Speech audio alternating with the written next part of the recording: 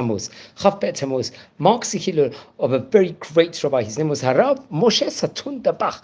Zecher Tzadik Livracha. I believe he was born in the year 1797, seemingly passed away in the year 1878 on Chaf Bet, the 22nd of Tammuz. It's reported over here using the Hayami website notes. Let's explore a few of the highlights of the famous rabbi's life. Now, there's much that can be said within regards to him. He came from a great rabbinic auspices. His father's name was Rabbi Yosef, and his mother, and he was born in the year 1797 in Arum Tzoba, a place spoken about before, in Aleppo, in Syria, respectively, over there. And remember, that stage in time, there was a large Jewish community over there. He would grow up in Budin Torah and Yirat Shamayim, let's just say, and he would go on to become a Talmid Chacham, a Paitan, and Shura. He would become a poet also, writing various different Jewish songs, as we're going to see, all throughout his life. Now, it's actually interesting. I think, come what the year, 1822 was, let's just say, a very busy time period over there, because unfortunately, I think there was a large earthquake that actually took place in the city of Aleppo, and unfortunately, about 1,000 Jewish people were killed, and many, many people lost their homes. It's had a devastating effect. And Rabbi Moshe Sethoun Dabba would compose, let's say, a famous lamentation that will become very well known after the Kina, Zang Zla, I think it was called, because of the earthquake, let's just say. And many of the communities, I think possibly Syrian communities, would actually recount this piyut on Tisha B'Av, the 9th of Av, one of the two major fast days of the year, along with Yom Kippur.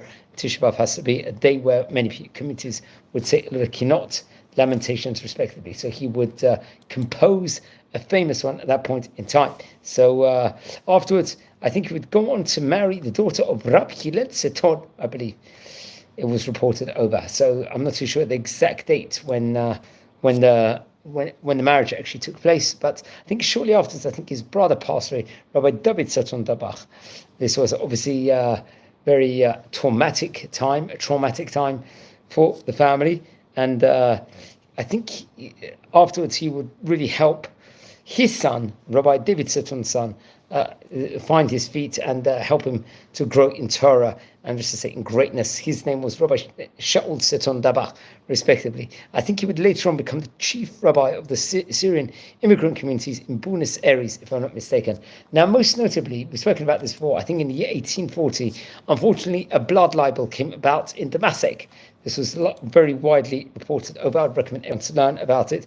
So he would really, really try and save as many Jews as possible of Damascus from, unfortunately, their terrible tormentors that actually, unfortunately, the community was suffering from. Come with the year 1842, his book, I believe, will come out. I think it was connected to his grandfather, some of his teachings, of Rabbi Avram Sethoun. It was called the Melal LaAbraham, this Torah colossal book was. 1849 would see the book in Livorno. In Italy, there was a big printing press at that stage in time, big publishing house. So his book, the Dvray Moshe, would be another book that would come out over here. This was various different Dרוshim, let's say sermons on Sefer Berashit, the book of Berashit. Then in the year 1855, more subjects will be founded, especially from the Beit Knesset, especially in Aram Sova. This was something I believe we spoke about in a previous video. These happenings was he would deliver a sermon, most famously in 1855 at the founding of the Aram Sova synagogue, which was built according to the secrets of Kabbalah. This synagogue was in 1855. His sermon was preserved in, I think he would write a Torah colossal work called Kilat Moshe, which was published, I think, eventually in the year 1872 in Aleppo, in Halab, respectively, and it will contain various different entries and maybe eulogies also for great Chachamim, including Chacham Chaim David Hazan and Chacham Raphael Arazi, really great rabbis. Now, it's interesting, Rabbi Moshe Sethoun Dabba will also sign, I think, his consent to various books, including the Hadar Ezeh by Rav Yitzchak Shrim, and also Necha Shulchan, if I'm not mistaken, that was composed by Rabbi Chaim Mordechai Levton, really great rabbis of their day. Come with the year 1860. Unfortunately, at that point in time, there was a long-standing war between the Druze community and the Maronites in Syria, and we're actually speaking about that at the moment in current affairs, is also speaking about this topic. And the Druze in Damascus attacked, reported over the Maronite and Christian quarter in Damascus, and the Druze were joined by Muslims. During the attacks, the Christian quarter was destroyed, and several thousand Maronites were murdered which led to the European military intervention over there. Let's explore a few of the highlights from his book. There's a lot actually written over, chronicled over in the Hayomi website, which I recommend everyone to look into. The first teaching, Melamed She'avo Ha'avot Barosh Golem. This is featured very much in page Reish Tzadik Chet in the Kilat Moshe book, I believe.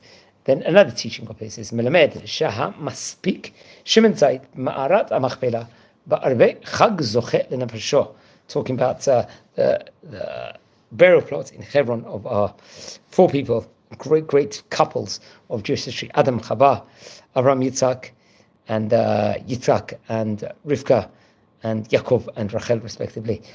So this teaching is actually featured, I think, on page number 37, Amud Bet. Another teaching coming from here, just using these notes. Melamed Shemi Shnadablibo Imaya Bido Biado Nershav Kemi Shavi'o. It's another one of his teachings, I think, in the Chelek Rishon on page 148 in the Torah colossal work. And one more teaching just to wrap it up for today. Melamed Kshav Rov Shnotav Oved Me'ahava Menoten Libo Lishup Letzaken, talking all about ages and midot, characteristics, let's just say, itself, how important that actually happens to be. So friends, we're a community here. We're trying to learn about the famous rabbis of yesteryear. Now, if you descend from any of the great rabbis we're speaking about, please send me an email. I would love to hear more information. Now, if you feel anyone's interested in watching these videos, please share these videos also to other people and help the channel grow from strength to strength, because at the moment we're nearing 7,000 subscribers, which I never thought we would actually get to this feat, but it's absolutely tremendous. And may we grow more and more and spread as much great Torah inside the world, and it's a breath of fresh air for everyone and a fantastic work. So I really appreciate everyone. Take care. And don't forget to subscribe to the channel. And if you want me to record a video on any of the great rabbis that come from your family, let me know more information about them. I would love to research and possibly put a video together if I feel it's suitable for this series. So wishing all a fantastic day. Take care and be well. And blessings here from Israel.